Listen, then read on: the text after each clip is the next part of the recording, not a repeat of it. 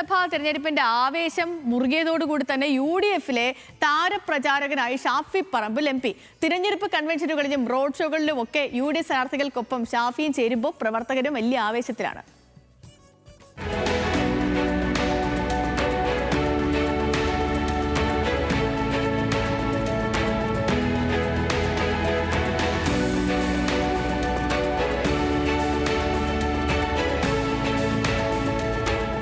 ഇത്തവണ മത്സരിക്കാനില്ല.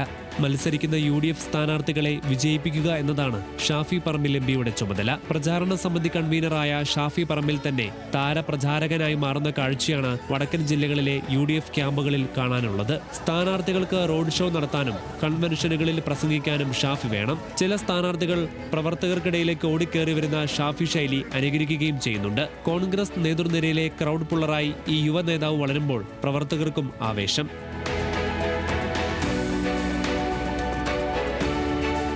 രമേശ് ചെന്നിത്തല, VD സതീശൻ, സണ്ണി ജോസഫ് തുടങ്ങി പ്രധാന നേതാക്കളെല്ലാം മത്സരത്തിനിറങ്ങിയതിനാൽ പ്രചാരണത്തിന് നേതൃത്വം നൽകുകയെന്ന ഉത്തരവാദിത്തം ഷാഫിയിൽ വന്നു ചേരുകയായിരുന്നു.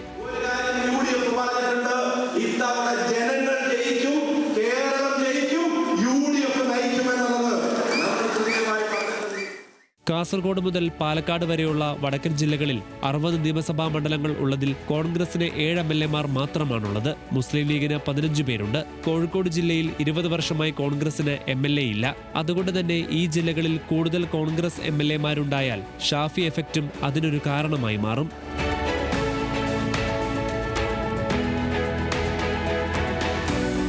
പ്രസാദ് ഉടുമ്പിശ്ശേരി, ന്യൂസ് മലയാളം, കോഴിക്കോട്.